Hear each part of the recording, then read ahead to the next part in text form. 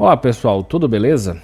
Hoje, no Dominando Constitucional, iremos falar sobre a aplicabilidade das normas constitucionais. Então, se gostam desse tipo de conteúdo, deixem de curtir, se inscrevam no canal, isso ajuda muito aqui o nosso canal a produzir cada vez mais conteúdo para vocês. Também deixe nos comentários sugestões para próximos vídeos ou dúvidas que estarei respondendo o mais breve possível. Também não deixem de conhecer o nosso e-book do Constitucional em Pauta sobre o tema de Teoria Geral dos Direitos Fundamentais. Esse tema que ele é essenciais em provas de concursos e também para a OAB. O livro ele está muito bom, a gente está com uma linguagem bem didática, várias dicas, questões comentadas e também mapas mentais, tudo para o seu melhor aprendizado. Então confira no link abaixo do vídeo nos comentários para baixarem a prévia do e-book e também para adquiri-lo. Então, sem mais delongas, vamos para o nosso vídeo.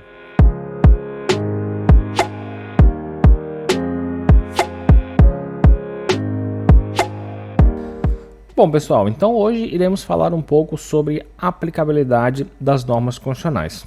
Bom, antes da gente adentrar na temática que todo mundo já tem uma certa noção, que é sobre a eficácia, né? Normas de eficácia limitada, plena e contida, vamos aqui contextualizar um pouco sobre isso para a gente entender de uma maneira geral. Então, antes da gente avançar, a gente vai dar alguns passos aqui para trás para a gente compreender o todo e não só uma parte do tema. Nem sempre houve essa divisão de espécies normativas entre regras e princípios. Então, anteriormente, na época do constitucionalismo moderno, mas também um pouco mais anterior a isso, né? A gente pode colocar um constitucionalismo antigo também, mas no moderno, no qual a gente teve as primeiras constituições, a gente consegue fazer esse paralelismo melhor. Então, na época do constitucionalismo moderno, tínhamos as regras e princípios, tínhamos as leis e também, né, os códigos e também tínhamos as constituições. Porém, ambos eles não tinham aqui o mesmo valor aqui, um peso axiológico que a gente fala, né? Eles não tinham o mesmo valor. Nesse caso, vigorava o estado legislativo de direito, porque as leis elas valiam mais do que a própria Constituição, que trazia uma carga principiológica. Então, anteriormente a gente tinha o seguinte, vamos colocar aqui uma pirâmide e no topo da pirâmide a gente tinha as leis, né, que são conhecidos como os códigos, né, os códigos. Por exemplo, Código Civil, Código Penal. Então, vamos colocar aqui que antigamente, melhor dizendo, esses códigos, essas leis, elas estavam no status maior do que a própria Constituição do país. A Constituição, ela só vinha aqui embaixo, né? Vamos colocar aqui, né? Constituição, e ela vinha aqui como se fossem normas a serem seguidas, mas elas não detinham um valor, um peso jurídico, tá? Então, isso era conhecido como Estado, deixa eu colocar, Estado legislativo. Porque a gente tinha as leis, né, mandavam nesse caso. Então, com o passar do tempo, isso daqui, esse entendimento de Estado legislativo, ele foi se modificando e hoje, né, no qual a gente tem o constitucionalismo contemporâneo, ou também chamado de neoconstitucionalismo, ou também pode até ser chamado de pós-positivismo, vamos ter aqui uma mudança nessa visão aqui no qual a gente colocou do Estado legislativo, fazendo com que as suas espécies, as regras e os princípios, eles tenham aqui o mesmo peso axiológico. Porém, em termos de supremacia, vamos ter aqui a Constituição como sendo o topo da pirâmide, né? Então a gente tem aqui o Estado, vamos colocar aqui, Estado constitucional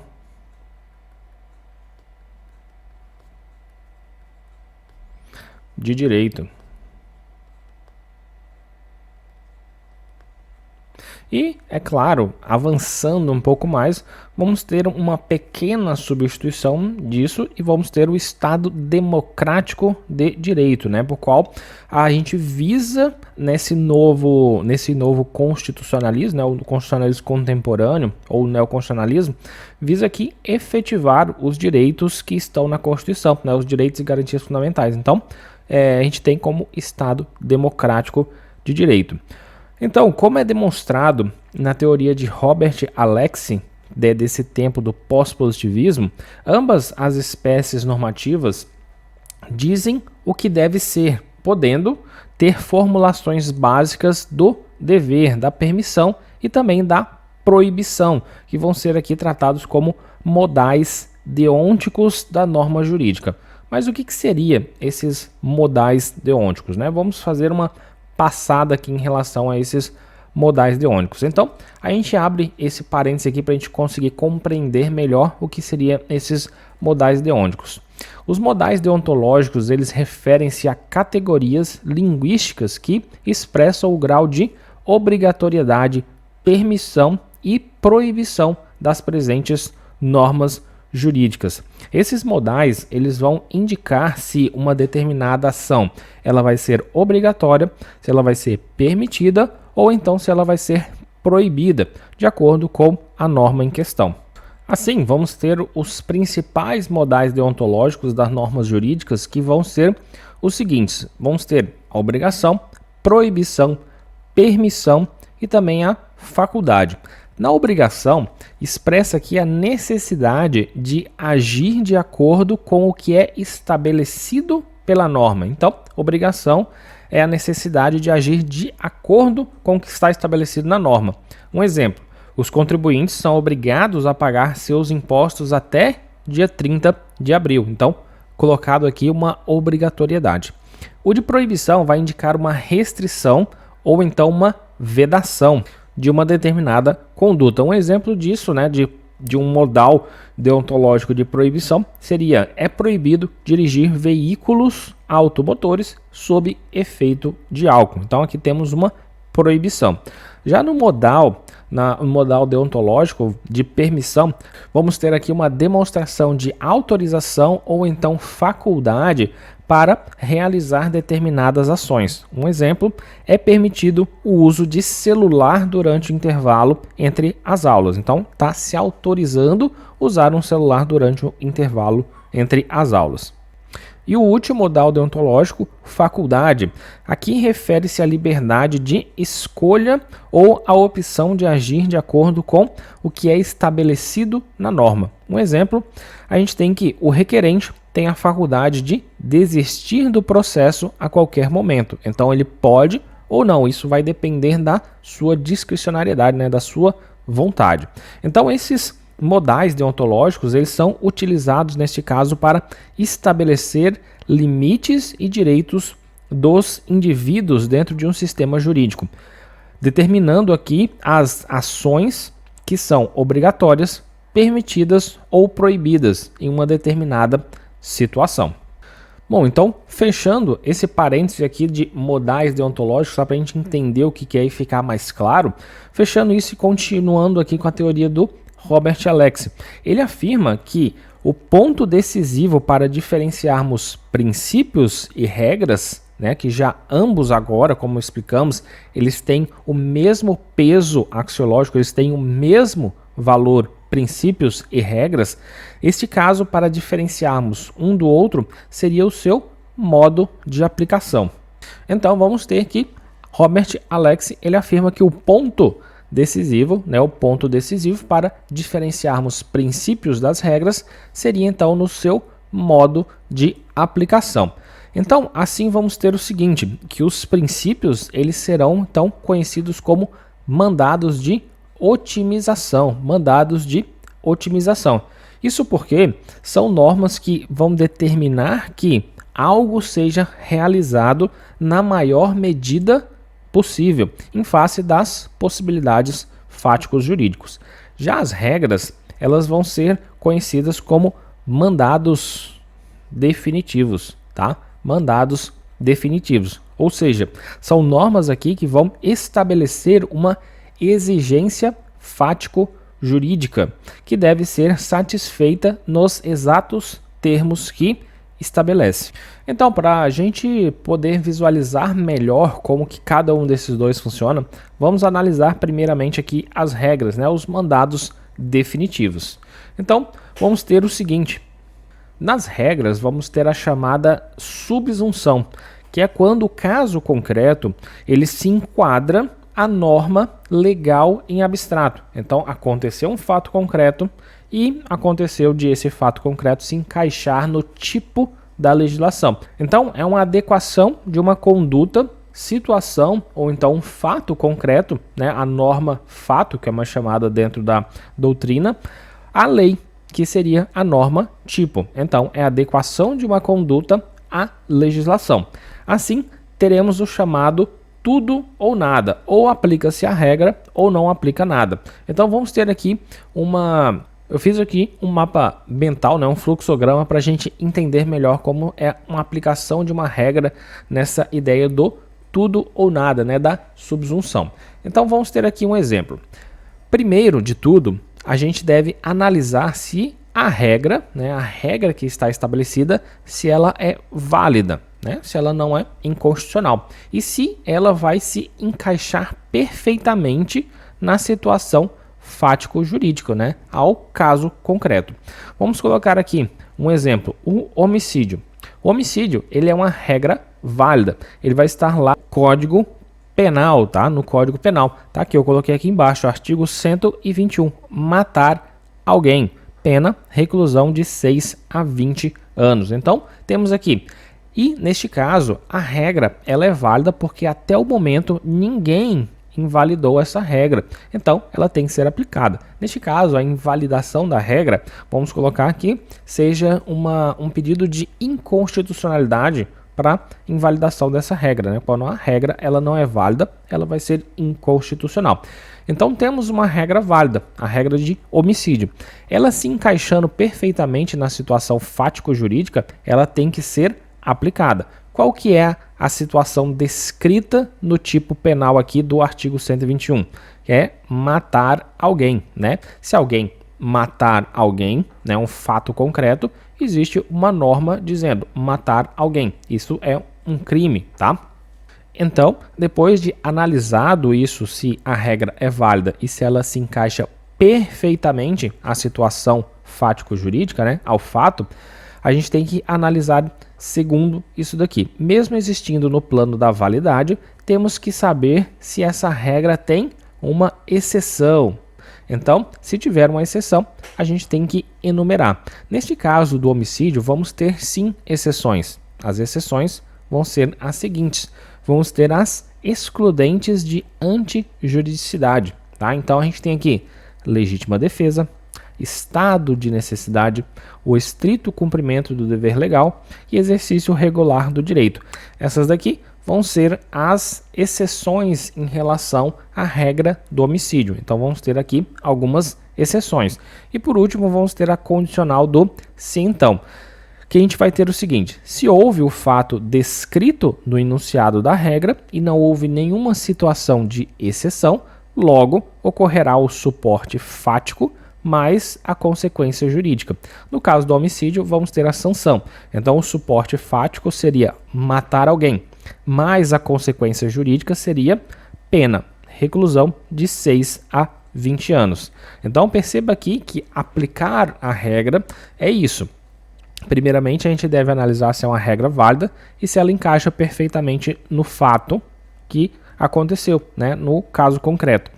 Neste caso, acontecendo esse encaixe perfeito da regra com o fato, vamos analisar se existe alguma exceção, tá? Alguma exceção disso. Se não houve legítima defesa, se não houve estado de necessidade, se não houve estrito cumprimento do dever legal, se não houve um exercício regular do direito. Se não houve nenhuma dessas excludentes de antijuridicidade, né, as exceções à regra de homicídio, a gente vai então aplicar a condicional sim então. Por quê? Se houve o suporte fático, então terá consequência jurídica. Se houve o suporte fático de matar alguém, vai ter uma consequência jurídica que é a reclusão de 6 a 20 anos. Então aqui a gente tem a aplicação da regra do tudo ou nada. Já passando para os princípios eles vão ser um pouco mais fácil de ser entendido. Por quê? Os princípios eles vão ser diferentes, eles não vão ser aplicados nesta regra do tudo ou nada, ou vale ou não vale. Os princípios eles vão ser usados na técnica de ponderação. Eu vou colocar aqui do ladinho, tá, pessoal? Princípios.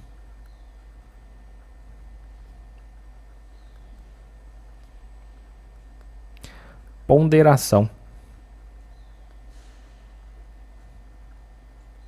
A gente vai analisar melhor essa parte dos princípios quando a gente estiver falando sobre conflitos, tá? Conflitos de princípios a gente vai entender muito mais fácil essa parte da ponderação. Por quê? O que é a ponderação? Eles vão ser aplicados aqui com o maior e menor intensidade. Isso vai depender do peso no qual cada um deles vai exercer no caso concreto, tá? Então a gente tem princípios, vão ser usados a ponderação e as regras, que é essa parte aqui, as regras, vamos usar o tudo ou nada, né? No caso, a subsunção, que é esse casamento perfeito da regra que encaixa perfeitamente na situação fático-jurídica e aplicamos então a regra. Os princípios a gente vai ponderar, eles vão ter uma maior ou menor intensidade e isso vai depender do caso concreto. Então vamos analisar um pouco agora sobre os conflitos, né? Ou também chamados de antinomias, né? A gente pode ver algumas dessas frases em doutrinas, né? Palavras, melhor dizendo, essa nomenclatura. Antinomia vai ser referido a conflitos. Então, quando falar sobre antinomia de normas, quer saber sobre conflitos de normas. Então, primeiramente, vamos ter sobre as regras. Com relação aos conflitos de regras, vamos ter alguns critérios para solucionar essas antinomias entre as regras, que vão ser critério hierárquico, critério cronológico e também o critério da especialidade. No critério hierárquico, a gente vai ver que prevalece a norma com maior grau de hierarquia, tá? Maior grau de hierarquia. Inclusive, a norma com menor grau de hierarquia, se ela for contrária a esta norma com maior grau de hierarquia, ela será colocada como inconstitucional. Então, por exemplo, uma lei que ela contraria a Constituição, ela, neste caso, tem um critério hierárquico, né? A Constituição está no mais alto grau de hierarquia das normas e ela contraria esta Constituição, né? Essa lei. Então, no caso, a lei ela é colocada como inconstitucional, tá? Ela não se encaixa no ordenamento jurídico. Depois vamos ter o critério cronológico, que a gente tem que a norma posterior, que vem depois, ela prevalece em relação a uma norma anterior. Então vamos supor aqui num exemplo.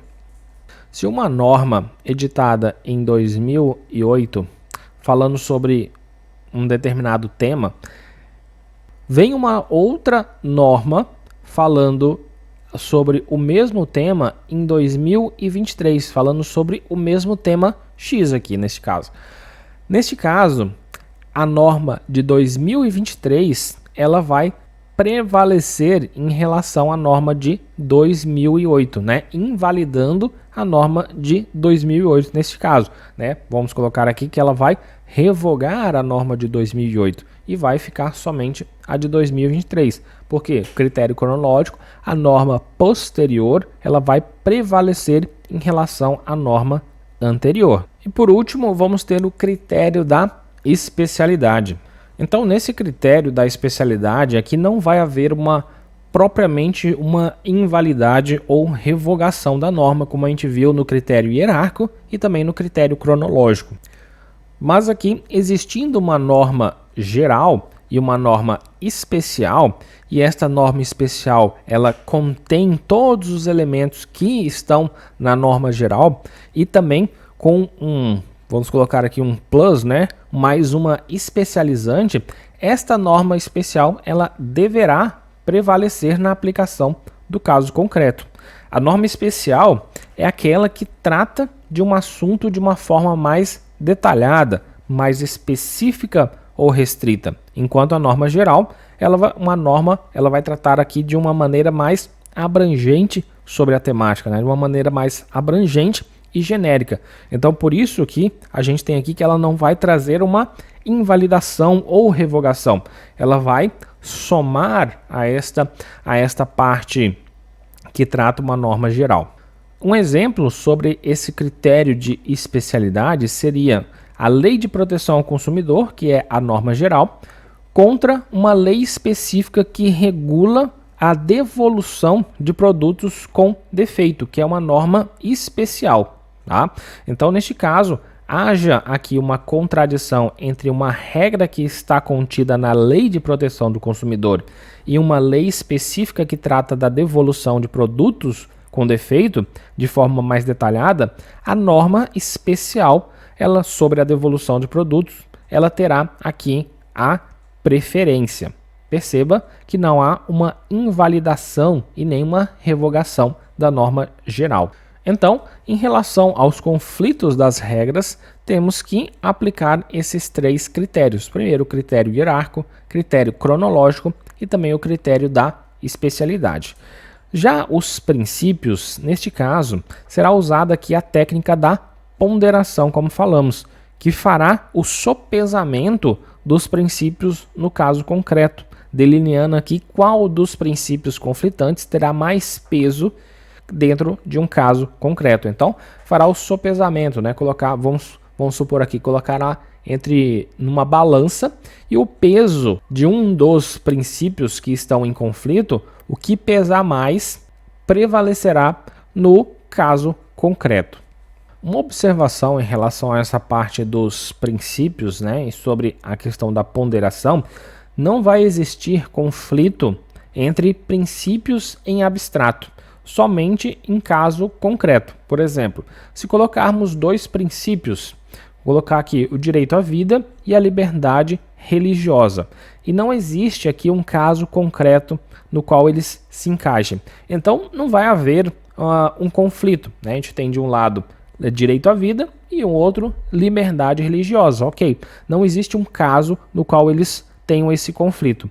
Agora, se a gente adicionar um caso concreto, por exemplo, uma testemunha de Jeová que se recuse então a receber uma transfusão de sangue porque viola a sua liberdade religiosa, o que no caso pode levar à sua morte, então neste caso especificamente, né, nesta situação, vamos ter aqui um conflito entre os dois princípios, né? Um conflito da liberdade religiosa e um conflito do direito à vida, tá? Então, lembrem-se muito bem, conflito de princípios em abstrato não existe. Tem que existir aqui um caso concreto. Já seguindo, para a gente dar mais alguns exemplos nessa parte de ponderação, vamos ter o seguinte, né? Um exemplo mais clássico que traz na doutrina constitucionalista em relação a conflitos de princípios, que seria o conflito de liberdade de imprensa e também o direito à privacidade ou então à intimidade. Então vamos ter dois exemplos. No primeiro exemplo, a gente tem uma pessoa pública, no qual um jornalista ele tira fotos e também escreve ali uma matéria sobre essa pessoa. Então, neste caso, em específico aqui do exemplo 1, vamos ter que existe um peso maior na liberdade de imprensa, né? No princípio da liberdade de imprensa, de informar sobre a pessoa pública, do que ao direito de privacidade dessa pessoa. Por quê? Ela é uma pessoa pública, então as pessoas tendem a querer saber sobre a vida dessa pessoa, porque ela é pública. Já no exemplo 2, vamos ter o seguinte, que aqui, mudando a pessoa, colocando uma pessoa comum. Ela não é uma pessoa pública. Ela não tem um status de pessoa pública, né? Seria uma pessoa comum. E esse jornalista, ele também tira fotos e escreve sobre essa pessoa uma matéria. Neste caso, vamos ter um peso maior sobre o princípio da intimidade, né, da privacidade, e não da liberdade de imprensa. Por quê? Essa pessoa não é uma pessoa pública. Então, tende a pesar mais, neste caso, o princípio da intimidade, beleza? Pessoal, e também uma observação em relação à parte dos princípios, perceba que no conflito de princípios não existe aqui a invalidação em um detrimento de outro, tá? Então, por exemplo, se um caso concreto, esse que a gente citou aqui entre a liberdade de imprensa e o direito à privacidade, se quando existe a preferência de um pelo outro, né, um princípio tem um peso maior do que o outro, não há a invalidação ou revogação do outro, eles continuam coexistindo. O que há é o sopesamento, como falamos, desses princípios, a avaliação no caso concreto de qual princípio terá o maior peso aqui, sendo que ambos os princípios eles vão continuar coexistindo no ordenamento jurídico. Então, seguindo, em relação a essa parte das normas em espécie de regras e princípios, vamos ter também aqui o chamado derrotabilidade em relação à parte das regras.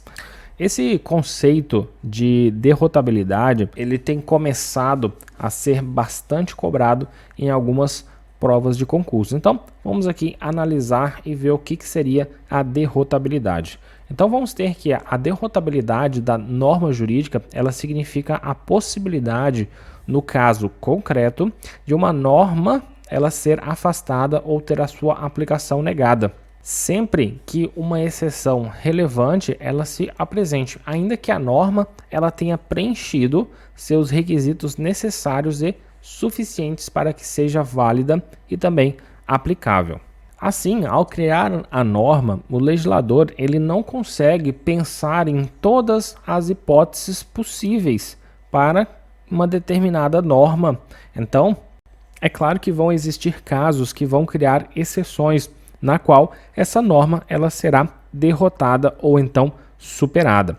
Em outras palavras, temos que, em razão da impossibilidade de as normas elas preverem as diversas situações fáticas, ainda que presentes os seus requisitos, elas contêm de forma implícita uma cláusula de exceção, de modo a ensejar aqui diante de um caso concreto a sua derrota ou então a sua superação da norma. Porém, embora uma norma jurídica ela possa ser derrotada ou também chamada de afastada diante de um caso concreto, ela continua sendo aplicada a casos normais, pois uma norma ela é excepcionada diante de um chamado hard case, ou então chamado aqui para uma tradução literal, casos difíceis, e ainda ela continua sendo uma norma. Então aqui dentro dessa parte da derrotabilidade, a gente meio que abre uma exceção em relação àquela teoria que vimos do tudo ou nada. Por quê? Vai se aplicar a determinados casos excepcionais de que a norma ela compreende todos os requisitos necessários para que ela possa atender aquele suporte fático, né? Aquele fato, ela preenche todos os requisitos necessários para ser enquadrado naquele fato, porém há aqui uma derrota, né? Há um afastamento desta norma porque ela é um caso muito difícil em relação à própria norma. Como exemplo de derrotabilidade aqui que a gente pode entender melhor isso, temos que o reconhecimento pelo STF da possibilidade de uma interrupção de gravidez em razão da anencefalia, pois com a decisão do Supremo ele superou aqui, no caso derrotou uma norma jurídica de direito penal proibitiva do aborto, salvo nos casos de gravidez decorrente de estupro ou para salvar a vida da gestante. Entretanto, o crime de aborto ele continua a existir e a incidir normalmente nos casos tipificados no Código Penal. Então, o que a gente tem aqui deste exemplo? A gente tem que o STF ele se deparou com um caso de uma possibilidade de interrupção da gravidez em razão de anencefalia. Se colocarmos diante da regra colocada já no nosso Código Penal, isso seria aborto, que seria um crime. Porém, criou-se aqui, superou com este caso concreto, né, superou ou, no caso também, derrotou esta norma, possibilitando-se, nestes casos excepcionais, o aborto. Só que percebam que não invalidou a norma antiga. Ainda continua sendo uma regra do direito penal, né, a proibição do aborto, salvo em casos de gravidez decorrente de estupro ou para salvar a vida da gestante, colocando aqui mais uma exceção, que seria a interrupção de gravidez em razão de anencefalia. Então, perceba essa mudança, né? Houve a derrotabilidade desta regra proibitiva do aborto. Bom, seguindo, para somar mais na nossa aula, vamos ter aqui os postulados. O que seriam os postulados? Neste caso, a gente começou falando sobre as espécies normativas, que são as regras e os princípios. Porém, alguns autores de corrente minoritária, eles falam sobre os postulados normativos. E o que seria postulados normativos? Neste caso, a gente pode chamar eles também de metanormas ou normas de segundo grau, que vão ser normas que estruturam, organizam e, por assim dizer, vão viabilizar a aplicação das demais espécies normativas, que vão ser os princípios e as regras. Em outras palavras, os postulados normativos eles são princípios ou proposições fundamentais que servem como base para a criação, interpretação e também a aplicação das normas jurídicas. Esses postulados, eles fornecem uma estrutura conceitual e ética subjacente ao sistema legal, influenciando as decisões e também os raciocínios jurídicos. Então, como exemplo de alguns postulados que a gente tem diversos dentro do nosso ordenamento jurídico, tem aqui legalidade. Legalidade é um postulado normativo que afirma que as ações do Estado e dos indivíduos eles devem estar em conformidade com as leis estabelecidas. O princípio da legalidade ele implica que ninguém está acima da lei e que as normas jurídicas devem ser aplicadas de forma previsível e também consistente. Outro exemplo de postulado seria o da segurança jurídica. Esse postulado da segurança jurídica, ele enfatiza a importância da estabilidade, previsibilidade e também clareza no sistema jurídico e busca garantir que as normas e decisões legais elas sejam compreensíveis e que os direitos e obrigações das pessoas sejam protegidos de forma consistente ao longo do tempo. Bom, pessoal, então, depois de feito toda essa parte introdutória em relação à parte da aplicabilidade, vamos falar um pouco sobre a eficácia das normas. A gente trouxe aqui tudo para a gente ter uma fundação muito bem feita em relação a essa parte e agora vamos falar sobre a eficácia das normas constitucionais. Vamos ter na nossa Constituição, lá no artigo 5º, parágrafo 1º, que diz que as normas definidoras dos direitos e garantias fundamentais vão ter aplicação imediata. Aplicação imediata. Pois aqui as normas que definem os direitos e garantias, elas não somente estão de enfeite na nossa Constituição, como falamos anteriormente. Tem princípios, regras que vão ter agora valor axiológico, né? Tem peso aqui na nossa Constituição. Então, elas têm que valer para algo, né? São normas que elas devem ser aplicadas para que as pessoas elas possam, então, usufruir desses direitos que estão na Constituição. Principalmente, como a gente fala aqui no artigo 5º, parágrafo 1º, que fala sobre direitos e garantias fundamentais. Porém, algumas normas dentro da nossa Constituição, nós conseguimos usufruir de forma direta e outras não vamos conseguir, neste caso, usufruir de uma forma direta. Mas lembrando que podemos usufruir de todas as normas, já que o artigo 5º, parágrafo 1º, garante que direitos e garantias terão aplicação imediata. Então, para algumas normas, deverá haver aqui uma regulamentação posterior para que então possamos usufruir deste direito, já que outras não vão precisar desta regulamentação. Então, temos que ter em mente que os direitos e garantias fundamentais, eles vão ter uma aplicação imediata, mas isso não vai significar que eles vão todos ter uma aplicabilidade plena. Assim, partindo desse pressuposto, vamos ter dois tipos de eficácia aqui. Vamos ter a eficácia jurídica e também a eficácia social. Então, Só voltando um pouquinho aqui para a gente entender melhor, todos os direitos fundamentais eles vão ter aplicação imediata. Porém, isso não vai significar que todos vão ter uma aplicabilidade plena. Como falamos, alguns vão precisar de uma regulamentação posterior para que possamos usufruir de todos os seus efeitos. Aqui, a gente tem que fazer essa distinção entre a eficácia jurídica e a eficácia social. Primeiramente, a gente tem a eficácia jurídica, que seria a capacidade que todas as normas constitucionais têm de servir como um controle de constitucionalidade. Um exemplo sobre isso é que nenhuma lei infraconstitucional ela pode ir contra a nossa Constituição, pois aí teríamos uma norma inconstitucional, que é chamado o princípio da supremacia da Constituição.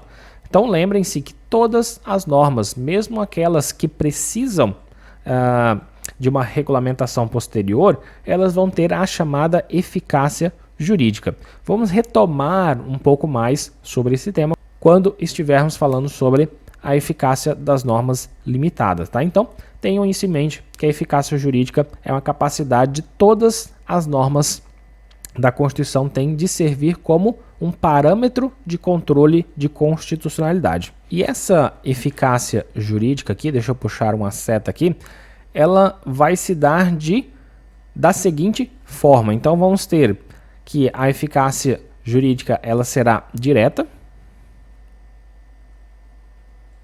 ela será imediata e também ela será vinculante. Por que ela será vinculante? Porque ela vincula a atuação do legislativo, do executivo e do judiciário, que não podem contrariar a nossa Constituição. Então, quando existe uma norma, qualquer norma, aqui estamos falando, ela vai ter uma aplicabilidade direta, tá? Porque ela estando ali, no momento que ela nasceu na nossa Constituição, ela já possui uma eficácia jurídica, que é a de estar ali, ó, vamos colocar aqui uma pirâmide, todas as normas que estão aqui no topo, né, da nossa Constituição, elas vão servir como parâmetro para todas as leis infraconstitucionais, né? Então, nenhuma dessas leis infraconstitucionais pode contrariar a nossa Constituição. Então, vão servir aqui de parâmetro e assim como elas nascem, elas já vão ter esta eficácia jurídica de forma direta, imediata, né? A mesma ideia, a partir do momento que nasceu, elas já vão produzir ali os seus efeitos, e vinculantes, que elas vinculam a atuação do legislativo, executivo e também judiciário. O legislativo, nem o executivo e o judiciário podem criar uma lei que vá contra a Constituição. Então, por isso que é vinculante, tá? Passando para a da eficácia social, vamos ter o seguinte, que é também chamada de eficácia positiva, que é a capacidade que uma norma da Constituição tem ou não de ser aplicável à realidade social. Aplicável à realidade social. É exercer a norma da Constituição no mundo concreto. Então, essa parte da eficácia social seria um adicional em relação à eficácia, porque a eficácia jurídica já estudamos aqui que todas têm, só que algumas normas elas não vão possuir a eficácia social, porque elas não serão auto-aplicáveis, elas vão precisar de alguma outra norma para que então elas possam surtir efeito na realidade social, ou sejam aplicáveis à realidade social. Aqui estamos falando de normas de eficácia limitada, né? Mas calma, isso é só um spoiler aqui, a gente vai ver de forma mais detalhada lá na frente. Então, o que vai ser analisado aqui nesta parte é se a norma ela é auto-aplicável ou não aplicável, tá? Se ela for uma norma auto-aplicável, vamos ter aqui que não vai precisar de nenhuma norma para que ela possa ser aplicável à realidade social. A gente tem exemplos. Deixa eu colocar aqui. Auto-aplicável. vamos ter o direito de locomoção. Por quê? Ele já é um direito estabelecido na nossa Constituição, então a gente não precisa de nenhuma outra norma para dizer que eu posso me locomover, de eu ter o direito de ir, vir ou permanecer, né? Então não é necessário uma regulamentação posterior à norma da Constituição. E vamos ter aquelas que não são auto-aplicáveis, que vão precisar de uma norma, tá? Uma norma infraconstitucional para que elas possam, então, ter aqui os seus efeitos aplicados na realidade social. Um exemplo disso é o artigo 5º, inciso 32 da nossa Constituição, que vai dizer o seguinte: o Estado promoverá, na forma da lei, a defesa do consumidor. O Estado promoverá, na forma da lei, a defesa do consumidor. Perceba que aqui não traz nada sobre essa parte da defesa do consumidor. É necessário que se crie uma legislação infraconstitucional que fale sobre essa parte da defesa do consumidor. Vamos ter aqui uma previsão do direito, porém ele não pode ser exercido no mundo concreto sem uma legislação, tá? Então, isso que quer dizer não aplicável. Então, a partir desta ideia aqui sobre a aplicabilidade dessas normas constitucionais, principalmente esta ideia, né, que é aplicável e não aplicável, que isso vem do direito americano, diante disso, o professor José Afonso da Silva, inspirado nesta ideia, nessa teoria das normas auto-aplicáveis e não auto-aplicáveis, ele criou a sua própria classificação dentro desta parte da eficácia das normas constitucionais, que vai ser uma classificação tripartite, né? Vai ser dividido em 3, que vão ser aqui, ó. Deixa eu até apagar um pouco aqui para a gente analisar aqui.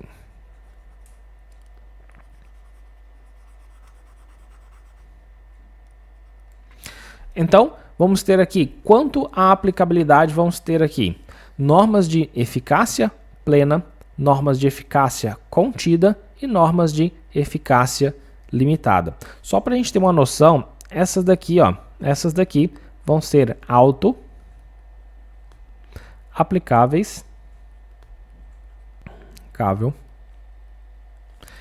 e essa é não auto-aplicável.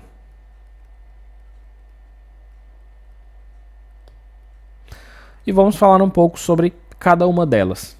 Primeiramente, vamos ter as normas de eficácia plena, que vão ser aquelas normas da Constituição que no momento que elas entram em vigor, elas estão aptas a produzir todos os seus efeitos, independentemente de uma lei infraconstitucional.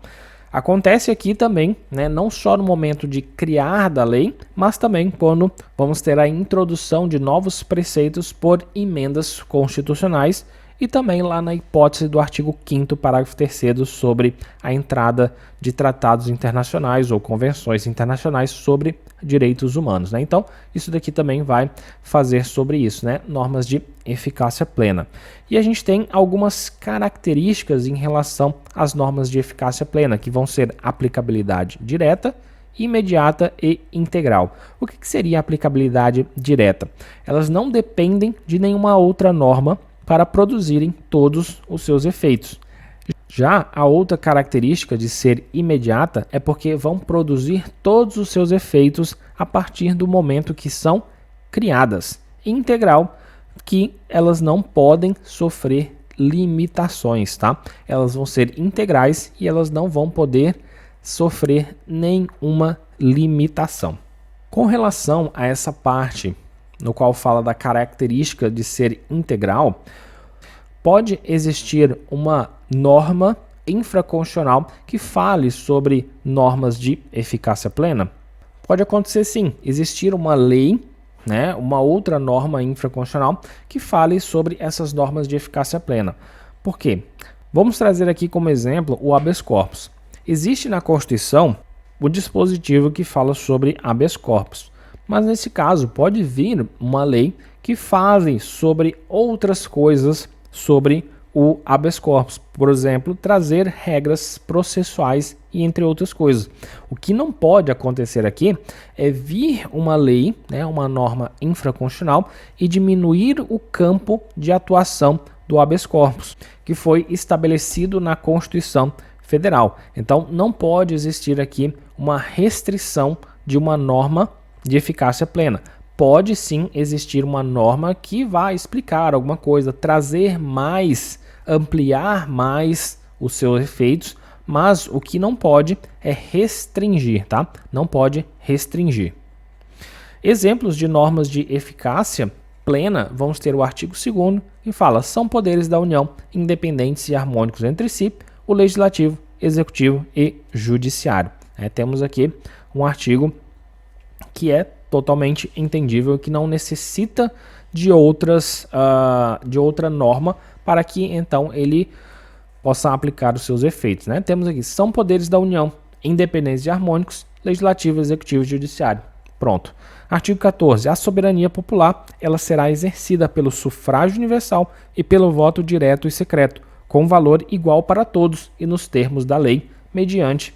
Aí vai traçar aqui as hipóteses em relação a isso, Vamos ter aí referendo, plebiscito, entre outros, Então, aqui a gente tem exemplos de normas de eficácia plena.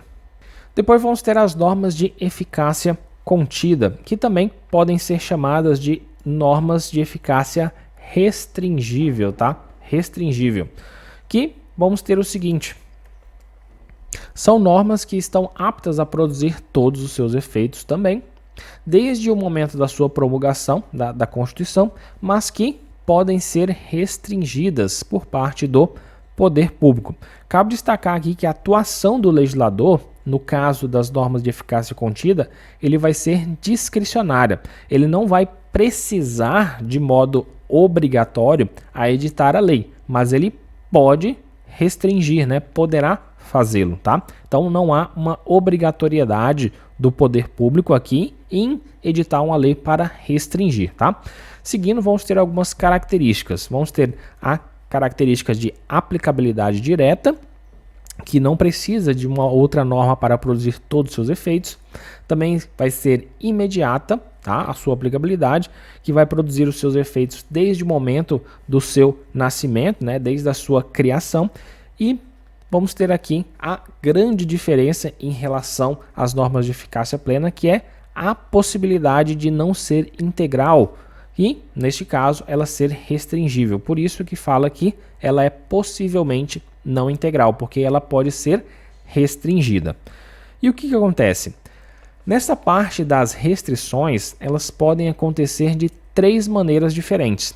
Essas restrições das normas contidas podem acontecer por uma lei, por outra norma constitucional ou então por um conceito ético-jurídico indeterminado. Por uma lei, a gente tem um exemplo aqui do artigo 5º, inciso 13, que a gente tem: é livre o exercício de qualquer trabalho, ofício ou profissão, atendidas as qualificações profissionais que a lei estabelecer. Então, o maior exemplo deste artigo é a OAB. Por quê? A OAB tem a lei e nessa lei tem alguns requisitos que são necessários para que você possa exercer a advocacia, Ter ali o bacharel em direito, E também passar na prova da OAB. Então, são requisitos que a lei estabeleceu. Se não existisse essa lei, ele poderia exercer este trabalho, ofício ou profissão, sem ter que preencher esses requisitos. Também vamos ter outra norma constitucional. A gente traz o exemplo aqui do artigo 139 da Constituição, que prevê a possibilidade de que sejam impostas restrições a certos direitos e garantias fundamentais durante o estado de sítio. Também vamos ter a mesma coisa com o estado de defesa. Então, é uma norma constitucional restringindo outra norma, da nossa Constituição ali, que vai ter restrições a certos direitos e garantias fundamentais. E por último, vamos ter o conceito ético-jurídico indeterminado.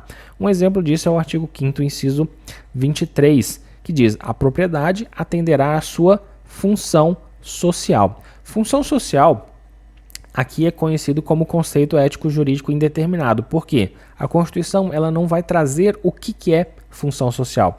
Quem vai trazer, né, e explicar o que é função social serão aqui os manuais, né, a doutrina de direito constitucional, e não a Constituição. Por isso que há esta restrição. A propriedade atenderá à sua função social. Está restringindo o direito à propriedade, a um conceito ético-jurídico indeterminado. E por último, nessa parte das normas constitucionais de eficácia contida, vamos ter aqui que essas restrições elas também vão ter limites, que vão ser os seguintes: essas restrições elas não podem atingir o núcleo essencial da norma que se pretende restringir. Também, essa restrição ela deve ser razoável e racional, buscando, é claro, fins legítimos, não desfigurando o núcleo essencial daquela norma.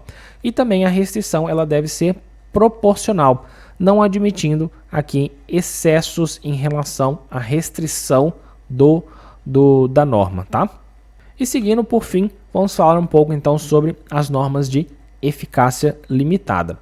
Essas normas vão ser aquelas que dependem de regulamentação futura para que então possam produzir todos os seus efeitos. E vamos ter aqui como características dessas normas de eficácia limitada que elas vão ter uma aplicabilidade indireta, porque elas vão depender de uma regulamentação para que possam então produzir todos os seus efeitos. Mediata, porque na promulgação do texto constitucional não é o bastante para que elas possam produzir todos os seus efeitos. E também vamos ter que ela tem uma aplicabilidade reduzida.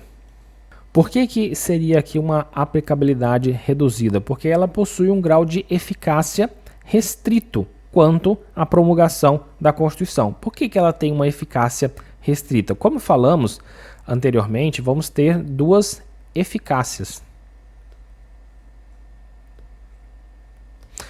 Vamos ter a jurídica. Deixa eu arrumar isso aqui.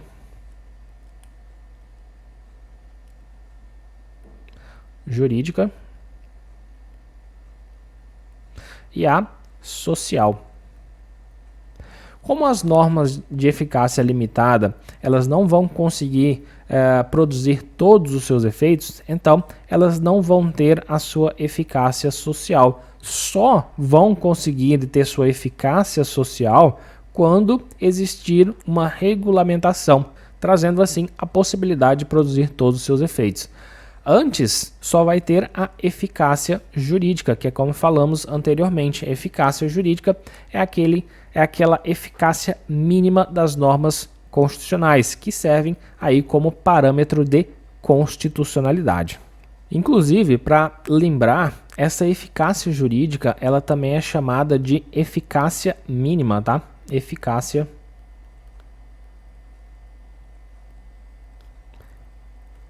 mínima. Também efeitos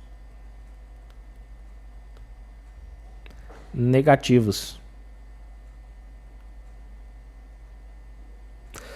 A gente coloca assim nessas várias nomenclaturas para a gente não esquecer, porque algumas provas podem cobrar falar sobre eficácia mínima, efeitos negativos, né? Então, para a gente ficar sabendo. Então, lembrem-se disso. Ela tem essa aplicabilidade reduzida porque ela só age na eficácia jurídica, tá?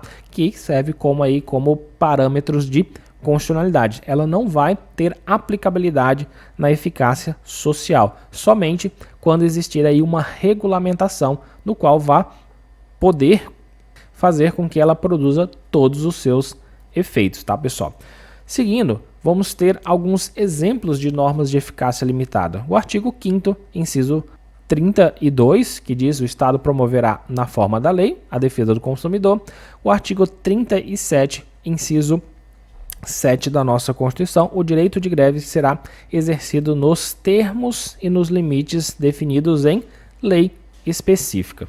Seguindo, José Afonso da Silva ele subdivide as normas de eficácia limitada em outros dois subgrupos, que vão ser as normas de eficácia limitadas de princípios institutivos, ou também chamados de organizativos, e também as normas de eficácia limitada de princípios programáticos, tá? Então, primeiramente, a gente tem as normas de princípio institutivo ou organizativo, que vão ser aquelas que dependem de lei para estruturar e organizar as atribuições de instituições, pessoas e órgãos previstos na Constituição. Então, vamos colocar aqui que serve para estruturar instituições, pessoas e órgãos previstos na Constituição. E essas normas de princípio institutivo, elas vão se subdividir em facultativas e também impositivas. As facultativas, elas são quando estabelecem aqui uma mera faculdade para o legislador. Um exemplo disso é o artigo 125, parágrafo 3º da Constituição, que diz: a lei estadual poderá criar, mediante proposta do Tribunal de Justiça, a Justiça Militar Estadual. Então perceba que poderá é uma faculdade. O legislador ele pode ou não. A lei não obriga a criar essa Justiça Militar Estadual, tá? Então perceba aqui normas de princípio institutivo facultativas. Depois vamos ter as normas de princípio institutivo impositivas, tá? Impositivas, que vão ser aquelas que vão impor ao legislador uma obrigação. Vão impor ao legislador uma obrigação de elaborar, então, a norma regulamentadora. Um exemplo disso, a gente tem o artigo 88, que diz: a lei disporá sobre a criação e extinção dos ministérios e órgãos da administração pública. Outro exemplo, o artigo 32, parágrafo 4º. A lei federal disporá sobre a utilização pelo governo do Distrito Federal da Polícia Civil, da Polícia Penal, da Polícia Militar e também do Corpo de Bombeiros Militar. Uma observação interessante em relação a essas normas de princípios institutivos, facultativas e impositivas é que no nosso ordenamento jurídico vamos ter aqui ferramentas que são usadas para combater a inércia da lei, tá? A inércia legislativa, em casos de normas de eficácia limitada, como estamos vendo agora, como é a ação direta de inconstitucionalidade por omissão e também o mandado de injunção. Só que neste caso dessa classificação que vimos agora, essas ferramentas elas somente poderão ser usadas nas normas, tá? Nas normas de eficácia limitada de princípio institutivo impositivas, tá? Impositivas. Por quê? Porque aqui o legislador ele tem a obrigação, tá? Obrigação. Deixa eu colocar aqui. Uma obrigação de elaborar essas leis. Perceba aqui no exemplo, o artigo 88, a lei disporá sobre a criação e extinção de ministérios. Artigo 32, parágrafo 4º, a lei federal disporá sobre a utilização pelo governo. Então, aqui abre-se essa passagem para ação direta de inconstitucionalidade por omissão e também o mandado de injunção, tá? Lembrando, né, voltando aqui, que as facultativas não, porque isso é uma faculdade. Ele pode ou não fazer. A lei, ela não obriga o legislador a fazer essa determinada lei, tá? Institutiva, tá? Então, fiquem ligados nessa parte entre a obrigação e a faculdade.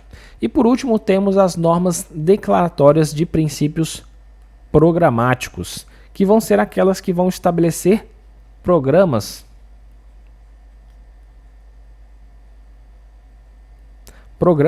a serem desenvolvidos pelo legislador infraconstitucional, né? Aqui a gente tem as políticas públicas. Com exemplo disso, a gente tem o artigo 196, a saúde é direito de todos e dever do Estado, garantindo mediante políticas sociais, né? Então, aqui o poder público ele vai traçar políticas públicas para que então se possa atingir aqui o direito à saúde como sendo direito de todos, tá? Também vamos ter o artigo 205, a mesma premissa, a educação, direito de todos e dever do Estado e da família será promovida e incentivada com a colaboração da sociedade. Então, o Estado ele vai promover programas para que a educação possa chegar a todos, tá? Então, aqui, basicamente, a gente encerra essa parte. Ficou um pouco grande, né, essa parte da aplicabilidade das normas constitucionais, mas eu queria trazer toda essa visão geral para que vocês tenham uma noção, um alicerce muito melhor, né, para entender mais fácil as questões que vêm em prova sobre esse tema, tá, pessoal? Então, muito obrigado. Se gostam desse tipo de conteúdo, deixem um like, se inscrevam no canal, isso fortalece muito o nosso canal para continuar produzindo vídeos para vocês. E coloquem nos comentários sugestões para próximos vídeos. Também podem colocar dúvidas que estarei respondendo o mais breve possível, tá? Muito obrigado, pessoal. Até o próximo vídeo. Tchau.